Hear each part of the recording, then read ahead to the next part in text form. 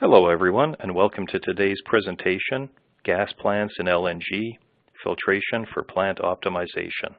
My name is Robert James, and I've been with Paul Corporation for 33 years. My current role is Marketing Director for Oil and Gas and Refining. Thank you for joining with us today. We want to comment that the presentation will be available afterwards on demand, and we'll also be sending the slide deck to each of the attendees. If you'd like to ask questions, please use the dialog box on the left-hand side of your screen. I'll be saving questions and answers until the end of the presentation, working through most of them. If we run out of time, I'll respond to you in written form afterwards.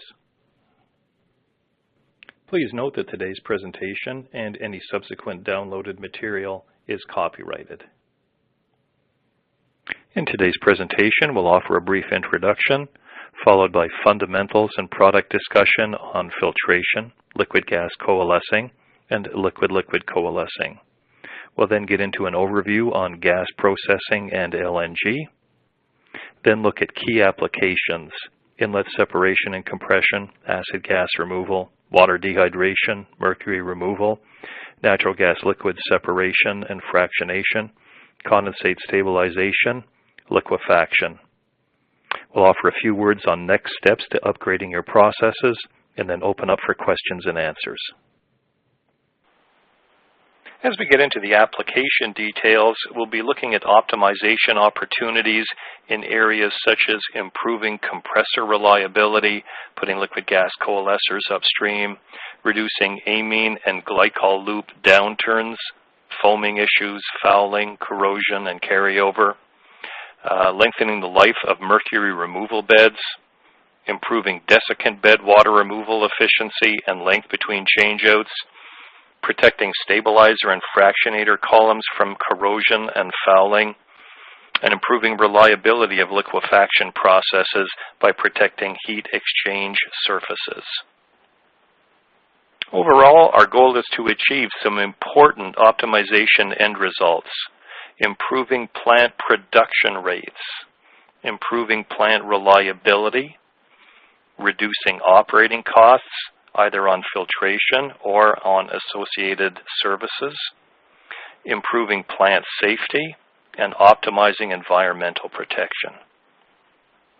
So let's start to get into some of the fundamentals, starting off with particulate removal from liquids or gases, looking at disposable filter cartridges. So what is the difference between an absolute and a nominally rated filter? Absolute filters are built with stable pore construction so that particles are stopped and remain stopped throughout the service life of the filter.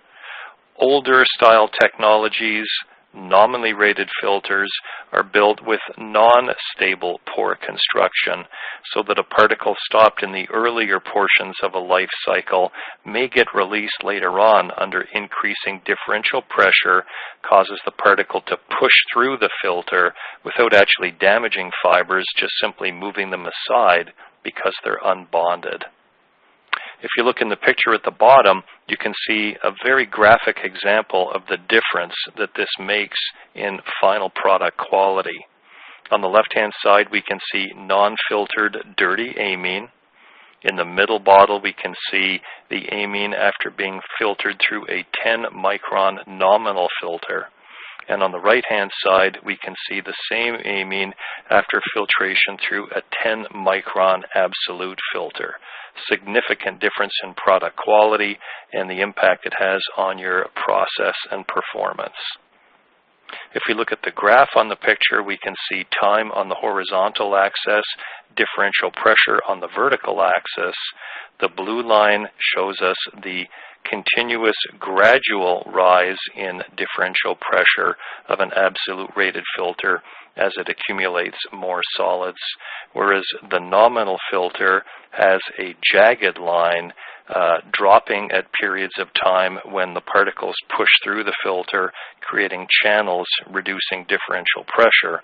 And at some point you'll notice a plateauing where dirt in almost equals dirt out on these types of filters, indicating very weak filter performance.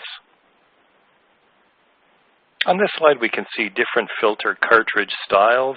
On the top section, we can see 3 pleated medium filters and 1 depth medium element. Mid-screen, we can see the crescent pleat or ulti-pleat technology, indicative of a filter that has very high area available by utilizing the maximum volume contained in the element to hold filter medium.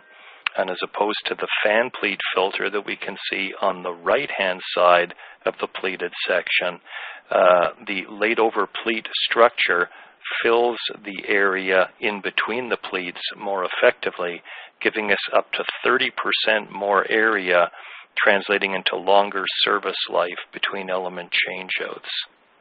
The filter in the middle, a star or rolled pleat, is applicable on specific applications where a variant between a pleated element and a depth medium offers the best performance. And on the far right, we can see a depth medium product well suited to certain applications where you have gummy, sticky, or compressible materials better removed in a depth filter than in a pleated environment. Here we can see the UltiPleat technology applied to a real product, the UltiPleat high flow filter.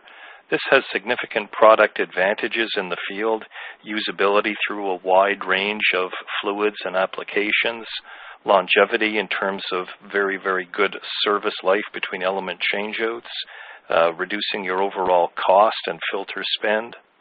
These filters often give us a much smaller footprint, reducing housing diameter, footprint, and cost on the CapEx side by up to 50%. They're very good in variability with a wide range of media options and media grades, and available in horizontal and vertical configurations to best suit customer footprint and changeout requirements. You'll see this filter quite regularly as we work through the various applications. Now let's have a look at coalescing fundamentals. On this graph, we'll be discussing the origin and size of liquid aerosols in a gas flow stream. We can see the horizontal axis is particle size in micron on a log scale and weight % on the vertical axis. So if we look at the rightmost side, we can see a peak at 1,000 microns. This represents entrainment of droplets, where the flow along the pipeline is sufficiently high to take liquids sitting on the bottom of the pipeline, pull them up, or entrain them into the flow and carry them downstream. The middle peak, atomization, is from 10 microns to about 100 microns, where the flow along the pipeline is actually fast enough to break up or atomize the entrained droplets into finer mists that are becoming much more challenging to remove. To the right of that, we have condensation aerosols. This is where vapors in the flow at a certain temperature go through a typical temperature reduction in flow along a pipeline, and you get condensation happening, formation of liquids, and the droplets that form from that condensation are very fine in size, 0.1 to 10 micron in size, clustered around 1 micron. And we can see on the upper portion of the graph that liquid gas coalescers will remove all 3 peaks of liquids. A lot of legacy technologies, demisters, vein packs, cyclotubes, and so on, typically will only go after atomization and entrainment size droplets. Here we can see a bit more detail on the different liquid gas separation technologies that have been put in place over the years, everything from knockout drums through to the Paul high-efficiency coalescers. You'll notice that for the knockout drum, the droplet size removal is over 300 micron, very, very large raindrop size separation. Cyclonic separators and vein packs through demister pads, they're down into the 5 to 10 micron range in efficiency, whereas the Paul high-efficiency coalescer is sub-micron removal with very, very high efficiency. Even the previous technologies, conventional filter separators at 1 to 3 micron, were subject to a 1 to 3 micron limitation, and were also considered very sensitive to flow rate variations, either on the high side or the low side, seeing significant loss in efficiency. So what you may have with some of the legacy technologies is liquid carryover. Here we can see quantification of the legacy technologies and their ability to remove liquids. We can see towards the right-hand side of the table, average liquid contents downstream under test conditions. You'll see the best efficiency from cyclonic separation, in this case, 135 ppm. The last two entries, filter separators, 1200 ppm and just over 400 ppm respectively. This is in comparison to 0.01 ppm efficiency from a high-efficiency liquid gas coalescer. This translates into enormous volumes of liquids downstream. We can see for the last two lines, the filter separators. The first case is approximately 2,300 gallons per day downstream of the filter separator. The last line, over 1,500 gallons per day downstream. These are not protecting the downstream equipment efficiently. So here we can see some of the characteristics and performance of a liquid gas coalescer. We promote a vertical device. Horizontal devices are available but do not offer the same removal efficiency in our opinion. Vertically we can get down to the 0.01 ppm downstream liquid capability. The products we manufacture also offer an oleophobic and hydrophobic treatment to the entire element, giving it the ability to have rapid liquid drainage, giving us high liquid handling capability, higher flow capability than an untreated element, giving CapEx savings and OpEx reduction. On the right-hand side, we can see the flow path of a typical liquid gas coalescer. The left-hand picture, we can see the flow passing in the bottom left-hand side, passing up through element standoffs into the coalescing filter cartridges themselves, flow passing from the inside out, liquids draining down, and clean particle-free gas passing downstream at the outlet. On the far right picture, we can see a similar orientation inclusive of a mesh pack. This style may be used for higher liquid loading applications to give a smaller, more cost-effective overall sizing. Here we introduce the two liquid gas coalescer products supplied by Paul Corporation. On the left-hand side, we can see the Medallion liquid gas coalescer, a high-efficiency product. This one does not have the oleophobic hydrophobic treatment we just looked at versus the product on the right-hand side, the Seprasol Plus liquid gas coalescer that does have the hydrophobic oleophobic treatment. This is the standard within Paul for highest efficiency, smallest physical size because of the attributes of the treatment process, our best coalescer for these challenging applications. And last up on fundamentals, let's talk a little bit about liquid-liquid coalescing. We all know that oil and water don't mix, but emulsions do. This is where you have a water-oil mixture with surfactants present that change the interfacial tension characteristics of the water and offer a definition of the difficulty to separate these finer emulsions. This is typically measured in units of dynes per centimeter. The low IFTs are due to surfactants or surface active chemicals that create smaller, more difficult to separate droplets.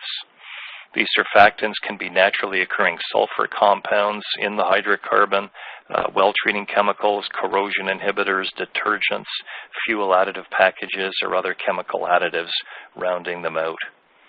IFTs below 20 dynes per centimeter are considered to be very challenging for glass fiber coalescers, and you'll often see that in their literature. As well, the surfactants in the flow typically over time neutralize the glass fiber active sites where the initial droplet capture occurs to start the coalescing process, which progressively renders them inactive for water removal. And basically on a fully disarmed coalescer, there is effectively no water removal happening anymore.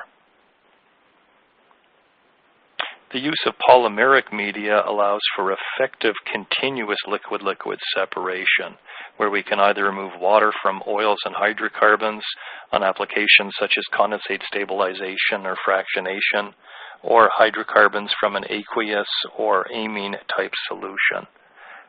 This can either be done in a horizontal coalescer configuration, as we see on the left, or in a vertical orientation, as we see on the right. And now introducing the Pol family of liquid-liquid coalescers. First is the phase-sep coalescer. This is suitable for high temperature or high or low pH applications because of the use of fluorocarbon media in its construction.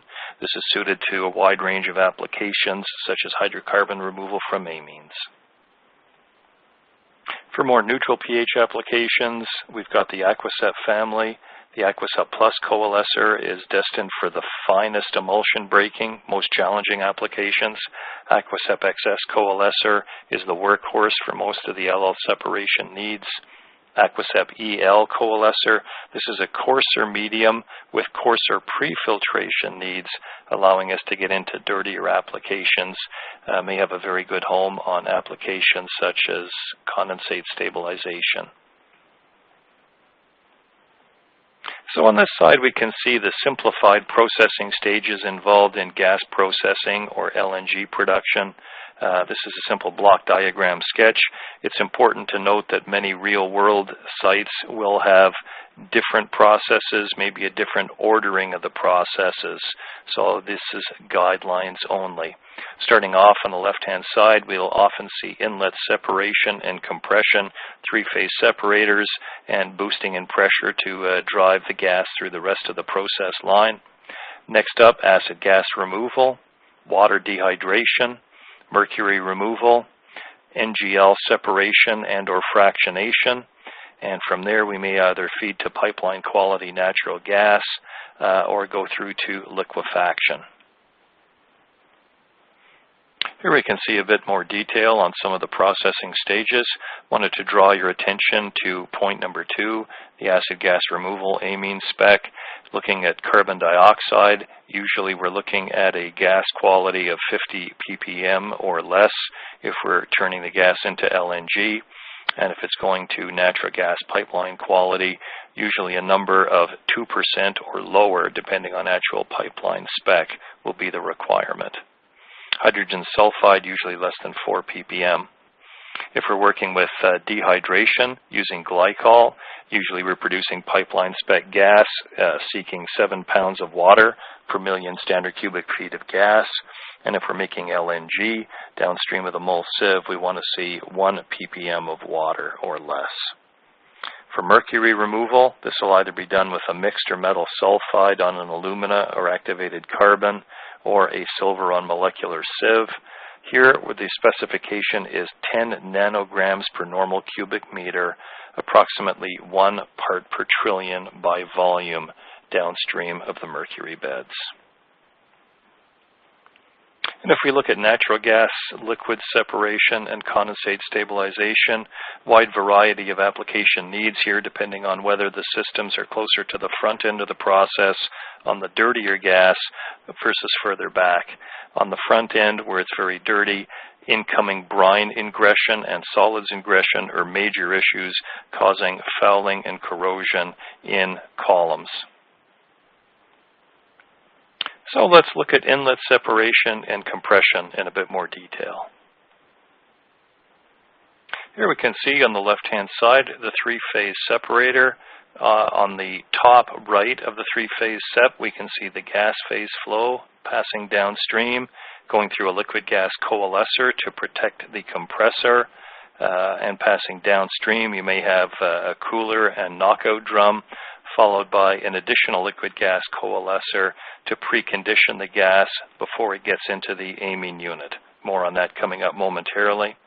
Back to the three-phase separator, we can see the green passing out the bottom right, and this would typically be a hydrocarbon condensate that may go for stabilization. We'll touch on that application. And on the bottom left, we can see the blue. This would be produced water, which is leaving the system and may be effectively treated via our newest product, the Aquacep EL coalescer that we introduced shortly ago. This can very, very effectively remove hydrocarbon liquids from the produced water so that it can aid in the water treatment process. Here we can see a tabular summary of the products and benefits, looking at compressor protection, the Seprasol and Seprasol Plus coalescers to protect the compressor from fouling due to liquid and particulate ingression. At the outlet of the compressor, making sure that we've taken out the condensed liquids following refrigeration or cooling of that flow, preventing downstream contamination of the acid gas treatment unit. And then on the produced water, a pre-filter and coalescer to make sure that we can get the hydrocarbon condensates from the produced water stream. In the bottom left, we can see a nice picture of a liquid gas coalescer offering protection of the compressors and downstream equipment on an offshore platform. Next up, acid gas removal, one of the most important topics in today's discussion. So let's talk about acid gas removal. If we look at the bottom left of the picture, first off, we can see the range of contaminants coming into a typical amine system: liquid hydrocarbons, heat-stable salts, degradation products, solid particulate, and corrosion products. All of these contribute to issues such as foaming, solvent losses, corrosion, impurities buildup, solvent filter problems, heat exchanger and absorber fouling, amine carryover to the sulfur plant, and reduced flow capacity on the unit itself. So many of the products that we would recommend as solutions are included in the process flow diagram on the top of the schematic. We can see the gas, the sour inlet gas coming in on the bottom left-hand side of the schematic, passing into a liquid gas coalescing filter for removal of hydrocarbon liquids, acids, and particulate before they even get into the amine loop. The gas then passes up through the amine contactor, out the top and to the left through a liquid gas coalescer that may be in place if there are amine carryover issues. The amine in the contactor itself passes down out the bottom into the flash tank, into liquid particle filters and liquid-liquid coalescers.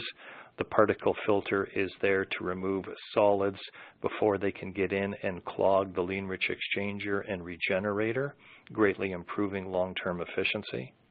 The liquid-liquid coalescer is removing hydrocarbon liquids that would otherwise foul the exchanger and during the regen process pass downstream into the sulfur plant.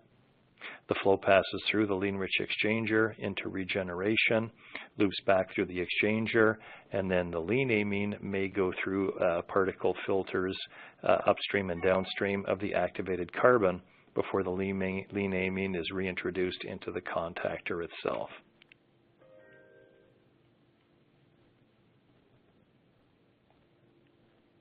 And so reviewing the key applications and filter recommendations, contactor inlet coalescer is there to ensure productivity, reliability, and freedom from slug upsets for the entire amine loop. The contactor outlet coalescer is there for insurance of amine-free sales gas and amine cost control. The amine filter on the rich side is there for productivity, reliability, by controlling the corrosion fouling cycle and ensuring that the iron sulfide layer remains established in the system to reduce generation of new solids, and to offer protection of the liquid-liquid coalescer, which is in place to remove the hydrocarbon, keeping that out of the lean-rich exchanger and from the regenerator where it will often carry downstream and cause major upset in the sulfur plant. We can see a couple of nice installs in the bottom left-hand side, a high-flow filter installed in a gas processing plant, and on the right, FACEP coalescers on rich amine service.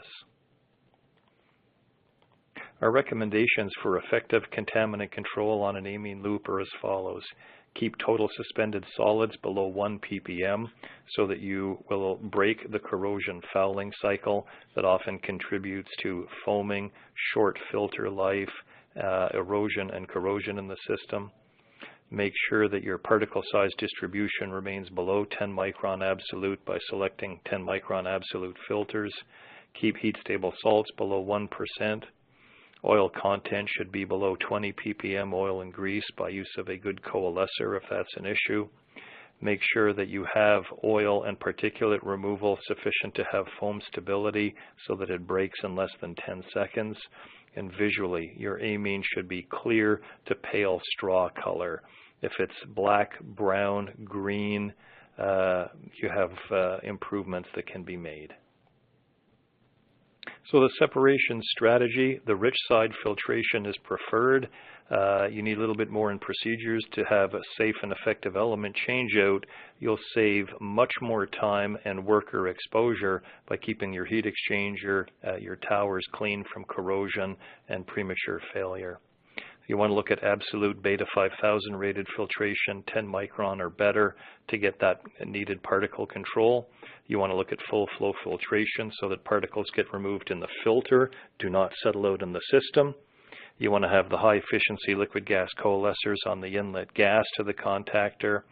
You want to consider rich side LL coalescers after the flash drum when you have poor removal of the hydrocarbon liquids from the flash drum.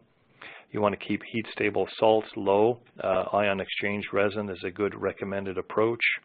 Activated carbon should be on at 10% slipstream, and you can choose your carbon numbers, your iodine numbers, to better go after amine breakdown products when you're not using it as an oil blotter because you have your liquid-liquid coalescer in place. Overall, acceptable amine losses you should be able to get to less than 20% per year. And moving on to water removal or dehydration, we're going to see here how the glycol system is surprisingly similar to an amine loop in its overall configuration and operational issues. There's two common approaches to gas dehydration. First is glycol treating using triethylene glycol, usually seen in gas plants but not LNG facilities as the dehydrated gas is not dry enough for liquefaction. But it gives good pipeline quality sales gas, less than 7 pounds of water per million standard cubic feet of gas, equivalent to 140 ppm for natural gas that has an SG of about 0.65. When you need the more significant water removal, use of adsorbents, molecular sieve materials, this is really what you need when there's cryogenic processing of the gas. If you're really doing LNG or a deep cut for natural gas liquid recovery. The spec here is to achieve less than 1 ppm of water to prevent ice formation and plugging of the equipment. Here we can see a typical glycol loop, very similar layout to acid gas treating. Inlet gas coalescer on the bottom left coming into the tower, and the coalescer there to keep out liquid and particulate contaminant. On the outlet dried gas, we may have a coalescer there for glycol recovery. As we move down through the flash tank, we've got particulate upstream and downstream of the activated carbon bed, and that's giving us particulate control in the heat exchanger and regenerator with the lean glycol passing back to the contactor. While we don't have the same corrosion issues because there's less acid nature to the glycol, there is often significant issues with foaming and fouling in glycol loops, and the importance of good coalescing and particulate is critical to maintain the high efficiency that people are looking for. So the key applications and filter recommendations: install the contactor inlet coalescer to ensure productivity, reliability, on-spec water content in the gas, and maintain glycol loop efficiency. Consider the contactor outlet coalescer to make sure that you don't have glycol carryover if you're seeing mechanical losses from your contactor tower. And glycol filters, productivity, reliability, and on-spec water content by a maintained glycol loop efficiency, often here maintaining smooth operation with minimal foaming issues by effective particulate control of the glycol loop. And if you're going for the lower water contents in the gas, you'll be using an adsorbent, probably molecular sieves. It's important to offer good protection to molecular sieves. We can see the picture in the bottom left of desiccant material that did not receive good protection, and this material has lost its activity, it's lost its flow capability, so the outlet from the tower with this material could be off spec, or the bed may need to be changed out prematurely to ensure continued effectiveness of the process. So what we're looking at is a recommendation of a liquid gas coalescer before the gas gets into the desiccant material. This is to strip out free water, which is an overload condition for a desiccant material. It's also going to strip out liquid hydrocarbons that will get in and will be absorbed onto the desiccant, but during regeneration cycles will probably burn onto the desiccant over extended periods of time, gradually reducing its activity and over long terms lead to dusting and clotting of the material, as we see in the picture. Downstream, we see a gas particle filter. This is important to control the long-term dusting that occurs as any desiccant ages, making sure that the gas will not have these abrasive fines going downstream to further contaminate the downstream processes. And so to protect your desiccants, install a Seprasol Plus or Medallion liquid gas coalescer to ensure productivity, reliability, on-spec water content, and extended desiccant life. You may be able to go from a current life of, say, 3 years to maybe a 4-year change-out by improving the protection of the desiccant simply by putting in better protection upstream. And downstream of the desiccant, put in a particulate filter to ensure that you're removing those abrasive fines. Now let's have a look at mercury removal. We'll see how much of the application requirements here are very similar to what we saw for molecular sieve protection. So there's two major ways to accomplish mercury removal. One is through the use of a non-regenerative sorbent. This could be an activated carbon, a sulfur or halide impregnated activated carbon, or a mixed or metal sulfide on an alumina or activated carbon carrier. The other approach is via a regenerative adsorbent. For example, silver impregnated on molecular sieve, which could actually be part of the mol-sieve dehydration system and would go through its regeneration when the molecular sieve overall is going through its water removal regeneration. It's important to note that location for mercury removal may not always be after water removal. So if you're downstream of a mol-sieve, you shouldn't have any free water present. If you're on the upstream, free water can be a significant challenge. And the liquids cause clumping and or sorbent damage, which may force manual changeout of the bed prematurely. This is obviously going to be a safety and hazardous material exposure issue. So here we can see the process flow diagrams for both the non-regenerative and the regenerative adsorbents. In both cases, we're looking at upstream protection. Here we can see the liquid gas coalescer. Assume we have free water present as well as particulate challenge that could be a bed contaminant. If it is in a portion of the system downstream of a molecular sieve or other very, very dry stream, you may not need to have a coalescer in place, but application of a particulate filter to keep solids out of the bed is always recommended. Similar to what we discussed with desiccants, you're going to have fines created by the adsorbent material as it ages, so putting a gas particle filter downstream to control those solids is going to be important for long-term reliability of the downstream equipment. So to protect the mercury guard bed, ensure that you've got a Seprasol Plus or a Medallion HP liquid gas coalescer, or if there's no liquids present, a good particulate filter to ensure the productivity, process reliability, on-spec mercury content, and long-term life on the bed. And downstream of the beds, make sure there's a good particle filter to ensure, again, process reliability downstream by keeping out the adsorbent dust. Now let's look at natural gas liquids separation and fractionation. This could be occurring towards the back end of the process, as we see here, after cryogenics, or maybe occurring way back after stage 1 if there's a lot of liquids to be pulled from the gas. We'd either be doing a simple stabilization or the fractionation to get into separation of the more valuable components. Here in the process flow diagram, we can see the stabilizing columns on the right-hand side. These may be deethanizers, depropanizers, debutanizers to give ethane, propane, and butane liquid streams valuable as saleable product. The challenge here is to protect the columns from the ingression of brine and solids if these towers are close to the front end of the process.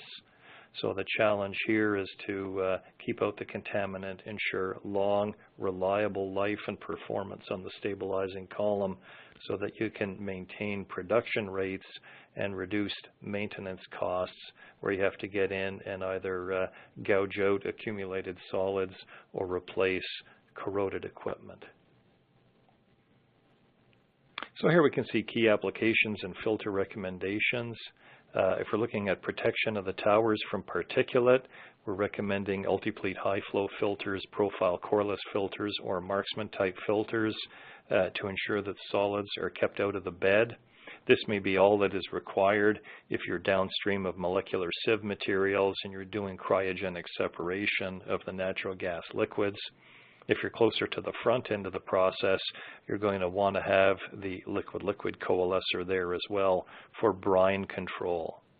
So there, the pre-filtration is also ensuring good life on the coalescers, with the coalescers primarily taking out the brine, the water and salt that is otherwise getting in and initiating significant corrosion and fouling in the columns themselves.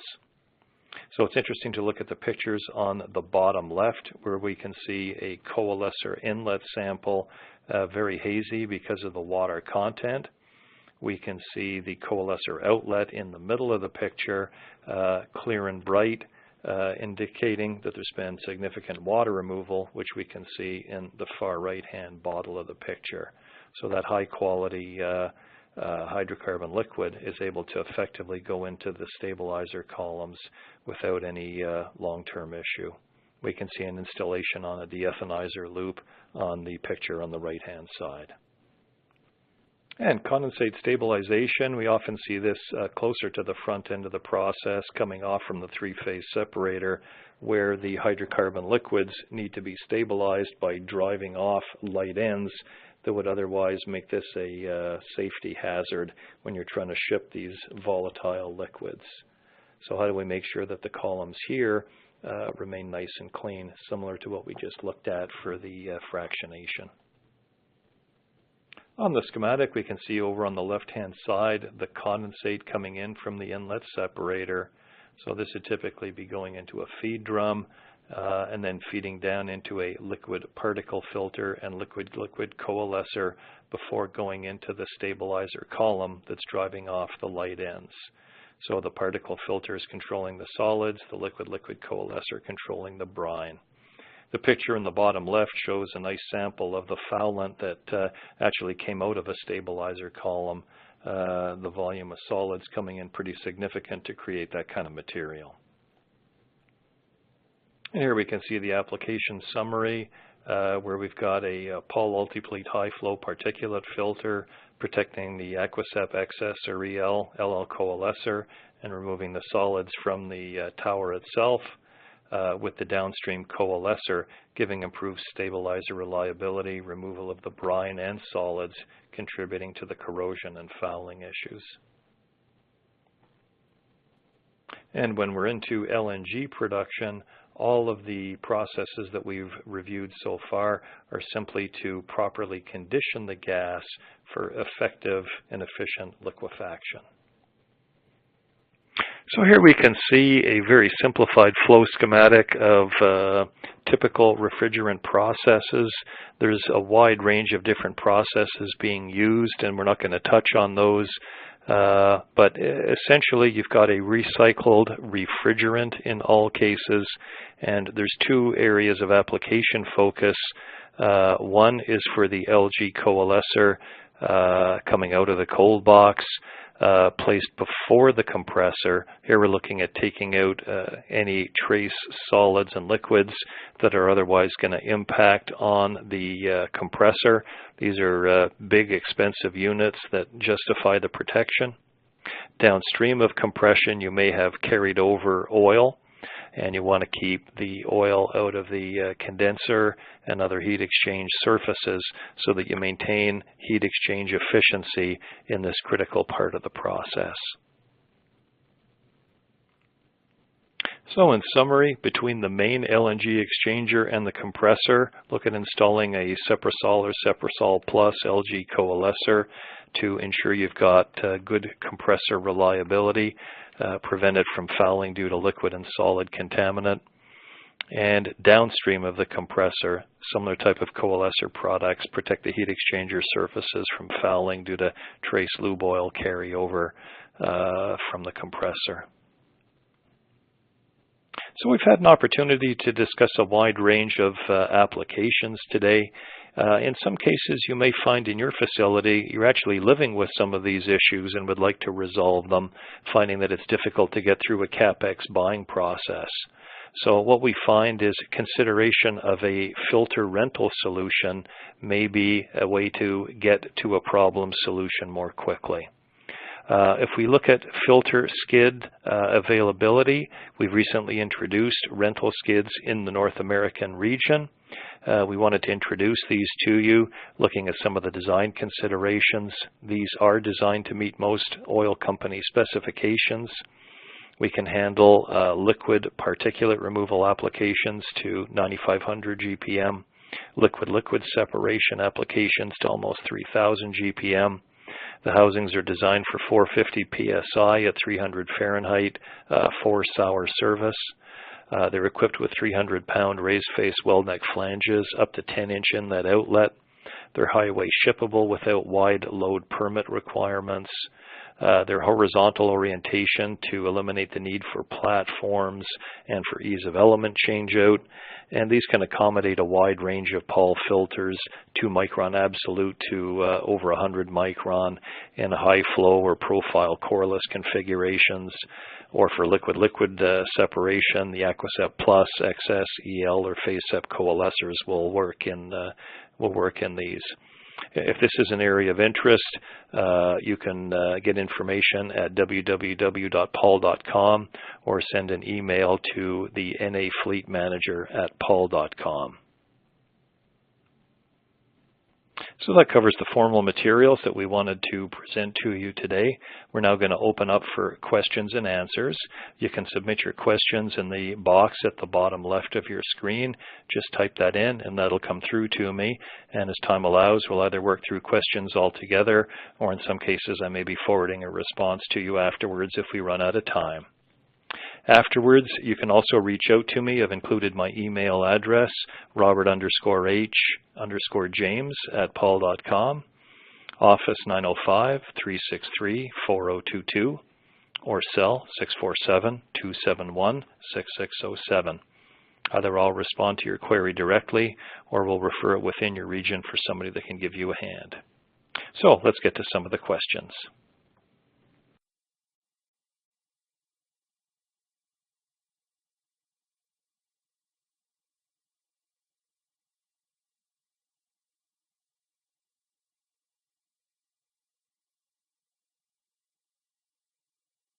Okay, I've just switched to headset so we can start to look at some of the questions that are coming in. And first up from Dave, we have a question: how does filtration and coalescing reduce amine unit foaming? Interesting question as it relates to amine overall efficiencies. Two of the points of note are foaming tendency and foaming stability on an amine solution. If you look at an amine solution, there's a lot of water in an amine mix, And what you have is a very polar solution because of the water component. This has a high surface tension that actually resists the onset of foaming. If you introduce a hydrocarbon liquid, hydrocarbon liquids are typically a low surface tension liquid that float on the top of the amine solution, and they have a much easier tendency to form bubbles. So the oil will actually help the foaming tendency initiate, making it easier for the foam to get generated in the first place.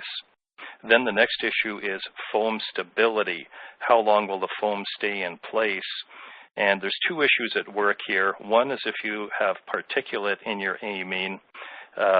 The analogy I like to use is it's not unlike putting aggregate in concrete. It strengthens the concrete.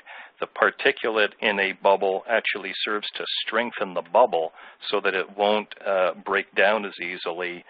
You have a more stable foam that is more challenging to deal with. If you have the hydrocarbon liquids coming in, they also tend to strengthen the surface of the bubble, so that also makes it more difficult for the bubble to break down. So between the two of them, you have higher foam stability, you may have increased foaming tendency from the impact of the oil, and you have an amine solution that'll be much more prone to foaming issues. If you can keep out the hydrocarbon liquids and the particulate, you'll find foaming issues can be substantially reduced or often eliminated. Here's a question from Shannon. Please comment more on the corrosion fouling cycle in amines. This is an important area where we find many amine systems, customers are dealing with high solids loadings in an amine loop, and they're also faced with short filter life. And they're concerned that if they try and step down to finer levels of filtration, they're going to see shorter filter life than what they were seeing beforehand. And what's interesting to note is you will see that for a short period of time during a cleanup phase. But what's interesting is if you can bring your solids loading down, ideally into the 1 ppm range, what you're doing is you're removing the abrasive material that was previously eroding away the protective iron sulfide layer that should form on the interior of your carbon steel surfaces in an amine loop. So as you get the solids loading below that 1 ppm threshold, you'll find that the abrasion stops. You can reestablish your protective iron sulfide layer. And what you'll find is because you're generating far less new solids in the system, you'll actually start to see filter life extension. And that's one of the noteworthy benefits is along with the improvements in an amine unit reliability, you'll find you're getting lower filtration costs because of that life extension factor. Another question from Tom. Can LG coalescers extend desiccant bed campaign length? The short answer there, in many cases, yes. If you look at either replacing or supplementing legacy separation equipment with high efficiency liquid gas coalescers, you can remove the free water and the hydrocarbon liquids that may be bypassing these older pieces of equipment. These are the contaminants that are getting in and often contributing to gradual delta P build on the desiccant, loss of reactivity, the onset of dusting issues that often signal end of campaign length, time to change out the desiccant.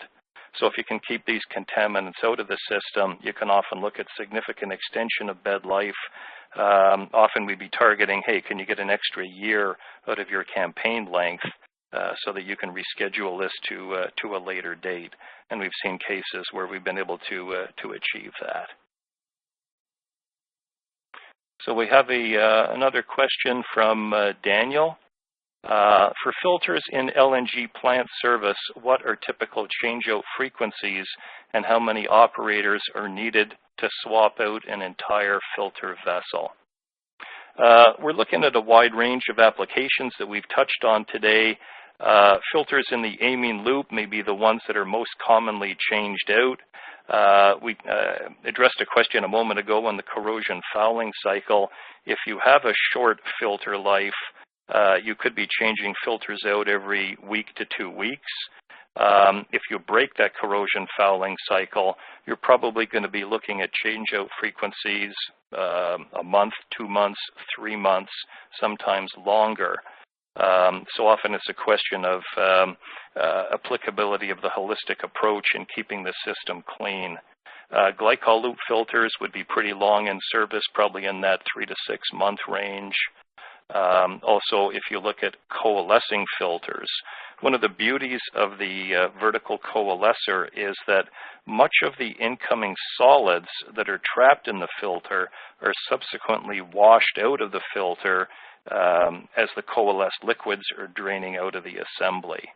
So usually these filters are in service for a period of a year, 2 years, 3 years before the need for actual filter change-out.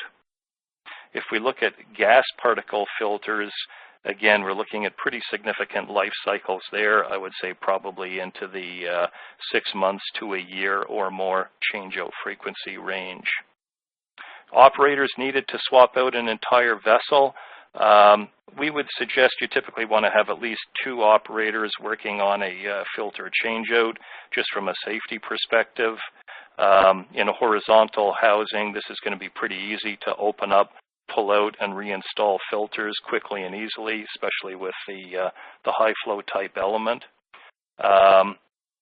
If you're looking at filters installed on the rich side of the amine loop, you may want to have a third party around who's there at a distance.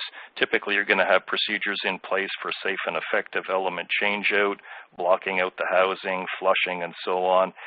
It may be good to have somebody there just really on watch while you're doing a change-out from a safety perspective.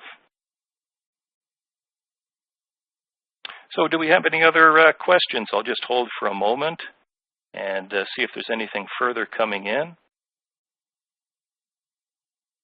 We did have a comment, are we going to be sending out the slides? And just to reaffirm, we touched on that earlier. We will be sending out the slides from the presentation. And after a short download period, the presentation will be available on demand. So that would give you or others that you want to refer the invitation to the ability to come back into the presentation and review the full dialogue and slide sequencing at any time for up to 1 year from today's date.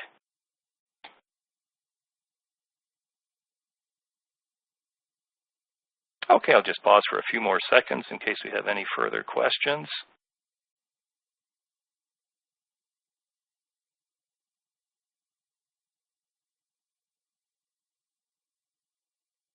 Okay, well, we'd like to thank everyone for your attendance today.